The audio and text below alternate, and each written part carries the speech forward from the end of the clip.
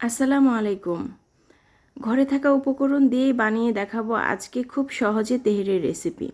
তেহরি রান্নাটি যদি আপনার কাছে অনেক বেশি ঝামেলার মনে হয় বা অনেক বেশি মশলার প্রয়োজন হয় এটা মনে হয়, তাহলে আজকের রেসিপিটি আপনার জন্য। রেসিপি ফলো করলে যে কেউ তেহরি বানিয়ে ফেলতে পারবেন একদম পারফেক্টভাবে। একবার এই তেহরি রেসিপিটি বাসায় বানিয়ে দেখুন। আশা করব বাইরে থেকে আর তেহরি কিনে খেতে হবে না। বাসার তেহরির সবাই ভক্ত হয়ে যাবে। তো চলুন দেখে নেই তেহরি রেসিপিটি কিভাবে আমি তেহরিটি তৈরি করেছি। প্রথমে একটা প্যান নিয়ে নিয়েছি, খুব ভালো করে ধুয়ে এখন চুলার উপর বসিয়ে দিয়েছি। পানিগুলো শুকিয়ে গেলে এর মধ্যে দিয়ে দেব সরিষার তেল পরিমাণ মতো। আজকে তেহরিটি সরিষার তেলে রান্না করব। সরিষার তেলের রান্নার তেহরির টেস্ট অনেক বেশি ভালো আসে। বাসায় সরিষার তেল না থাকলে কোনো সমস্যা নেই, আপনারা সয়াবিন তেল দিয়েও এই রান্নাটি করে নিতে পারবেন। 1 কাপ সরিষার তেলের মধ্যে পেঁয়াজ কুচি 1 কাপ দিয়ে ভালো করে ভেজে নেব কিছু সময়ের জন্য। এখন অল্প পরিমাণে লবণ দিয়ে দিলাম পেঁয়াজটা খুব দ্রুত ভাজার জন্য। কিছু সময় এভাবে ভেজে নেওয়ার পরে এখন পেঁয়াজটা ভাজা হয়ে গিয়েছে। এর মধ্যে এখন দিয়ে দিব 3 টেবিল চামচ পরিমাণ রসুন এবং আদা বাটা। রসুন এবং আদা আমি একসাথে বেটে রেখেছিলাম, একটু ভেজে নেব। তারপর এর মধ্যে দিয়ে দিব কাঁচামরিচ। কাঁচামরিচটা দিয়ে দিব পরিমাণ মতো। লবণ এবং মরিচ আপনাদের পছন্দ অনুযায়ী আপনারা দিয়ে দিবেন। ভালো করে কিছু সময় একটু ভেজে নিব। এখন দিয়ে দিব এর মধ্যে মাংস। এখানে 1 কেজি পরিমাণ গরুর মাংস ব্যবহার করেছি। মাংসগুলোকে একটু ছোট করে কেটে নিয়েছি। তেহরিতে একটু ছোট মাংসই ভালো লাগে খেতে। মাংসগুলো এখন খুব ভালো করে কিছু সময় মশলার সাথে কষিয়ে নিব। খুব ভালো করে কষাতে হবে। কিছু সময় কষানোর পরে এর মধ্যে এখন বাকি উপকরণগুলো দিয়ে দিব।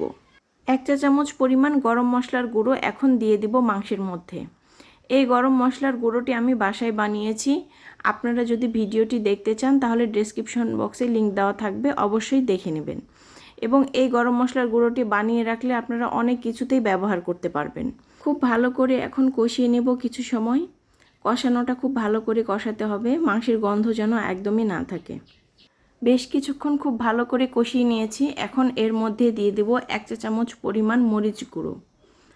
চাইলে এখানে আপনারা শুধু কাঁচামরিচ দিয়েও রান্নাটা করে নিতে পারবেন। তাতে তেহরির যে সাদা একটা কালার থাকে সেটা খুব ভালো আসবে। এখন মাংসটা আরও বেশ কিছুক্ষণ ভেজে এর পানিগুলো একদম শুকিয়ে নেব। যখন মাংসটা ভাজা ভাজা হয়ে আসবে তখন 1/2 কাপ পরিমাণ টক দই দিয়ে দিব। টক দই দেওয়ার পরে আরও কিছু সময় খুব ভালো করে কষিয়ে নেব এটা। বাসায় যদি টক দই না থাকে কোনো সমস্যা নেই। 1/2 কাপ পরিমাণ লিকুইড দুধের মধ্যে 1/2 টেবিল চামচ পরিমাণ লেবুর রস মিশিয়ে আধা ঘন্টা আগে ঢেকে রেখে দেবেন। টক দইয়ের পরিবর্তে ওটাই রান্নাতে ব্যবহার করবেন। এখন খুব ভালো করে কষিয়ে নেওয়া শেষ। দিয়ে দিব সেদ্ধ হওয়ার জন্য পরিমাণ মতো পানি। খুব ভালো করে এখন একটু নেড়েচেড়ে সব কিছু মিশিয়ে দিয়ে ঢেকে দেব। এর মধ্যে আমি ঢাকনা উঠিয়ে কয়েকবার নেড়েচেড়ে নিয়েছি। এখন মাংসের পানিটা অনেকটা শুকিয়ে গেছে। মাংসটা খুব ভালো করে সেদ্ধও হয়েছে। এখন একটু কষিয়ে নিচ্ছি। কষানো শেষে মাংসগুলো আমি উঠিয়ে নেব অন্য একটা বাটিতে। বিরিয়ানি অথবা তেহরি রান্নার ক্ষেত্রে মাংসটা অনেক বেশি নরম করবেন, তাহলে এটা খেতে অনেক বেশি ভালো লাগবে। সবগুলো উঠিয়ে নেওয়া শেষে আমি এই প্যানেই চালগুলো ভেজে নিব। এখানে আমি চিনি গুঁড়া চাল নিয়েছি। এই চালটা খুব ভালো করে ধুয়ে কিছু সময় ভিজিয়ে রেখেছিলাম। তারপর পানি ঝরিয়ে নিয়েছি। এখন চালগুলো দিয়ে দিলাম। এখানে আমি 1 কেজি পরিমাণ চাল ব্যবহার করেছি। চালগুলোকে এখন খুব ভালো করে মিশিয়ে নেব সব কিছুর সাথে। কিছু সময় খুব ভালো করে একটু ভেজে নেব। ভেজে নেওয়ার পরে এর মধ্যে এখন দিয়ে দিব 3 টেবিল চামচ পরিমাণ সরিষার তেল। তেলটা কম খেতে চাইলে স্কিপও করতে পারেন। তেল দেওয়ার পরে এর মধ্যে আরও 1 চা চামচ পরিমাণ আমি গরম মশলা গুঁড়ো দিয়ে দিব। খুব ভালো করে তারপর এটা ভেজে নেব কিছু সময়ের জন্য। দুটো তেজপাতা মাঝখান থেকে কেটে নিয়েছি, দিয়ে দিলাম। ততক্ষণ পর্যন্ত এটা ভেজে নেব যতক্ষণ পর্যন্ত এখান থেকে সুন্দর একটা ঘ্রাণ না বের হয়। আর অবশ্যই খেয়াল রাখবেন নিচে যেন পুড়ে না যায়।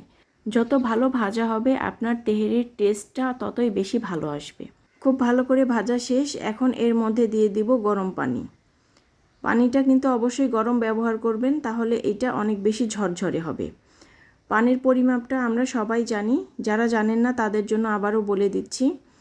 1 কাপ চালের জন্য 2 কাপ পরিমাণ পানি ব্যবহার করবেন। পানিটা অবশ্যই প্রথম একটু বুঝে দেওয়ার চেষ্টা করবেন, পরে পরিমাণটা বাড়িয়ে নিতে পারবেন। পানি দেওয়ার পরে আমি কিছু সময় ঢেকে রেখেছিলাম। তারপরে এখন ঢাকনা খুলে এর মধ্যে দিয়ে দিলাম মাংসগুলো। এখন মাংসগুলোকে খুব ভালো করে মিশিয়ে দেবো এর মধ্যে, এবং যে বাটিতে আমি মাংস নিয়েছিলাম সেটা ধুয়ে গরম পানি দিয়েই অল্প পরিমাণে একটু পানি দিয়ে দেব। প্রথমে কোনোভাবেই পানিটা বেশি দিবেন না, তাহলে কিন্তু যদি পানি বেশি হয়ে যায় তাহলে এটা নরম হয়ে যাবে। পানির পরিমাণটা কম রাখলে আপনি পরবর্তীতে পানিটা দিতে পারবেন আবারও। এখন এটা আমি ঢেকে দেব সেদ্ধ হওয়ার জন্য। তেহরিটা আমার এখন একদম রেডি হয়ে গিয়েছে। অনেক বেশি ঝরঝরে হয়েছে এবং খুব ভালো একটা ঘ্রাণ বের হচ্ছে, ঠিক যেমন আমরা বাইরে কিনে খেয়ে থাকি। খুব ভালো করে একটু মিশিয়ে নেব কিছু সময়। দেখে নিশ্চয়ই বুঝতেই পারছেন কতটা ঝরঝরে হয়েছে। আমার আর আলাদা করে বলে দিতে হবে না। কিছু সময় এভাবেই মিশিয়ে নেওয়ার পরে চলে যাব পরিবেশনে। দেখলেন তো কত সহজেই বানিয়ে ফেলা যায় এই তেহরি রেসিপিটি। যখন মন চাইবে বাসায় যে সমস্ত উপকরণ থাকবে সেই সমস্ত দিয়েই আপনি বানিয়ে ফেলতে পারবেন এই মজার তেহরি রেসিপিটি। অবশ্যই বাসায় ট্রাই করবেন এবং আমাকে কমেন্টে জানাবেন কেমন লেগেছে। আশা করি আজকের ভিডিওটি আপনাদের বরাবরের মতোই অনেক ভালো লেগেছে।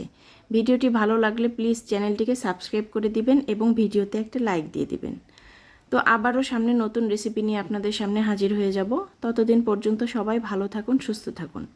এতক্ষণ সাথে যারা ছিলেন ধন্যবাদ জানিয়ে বিদায় নিচ্ছি। আসসালামু আলাইকুম।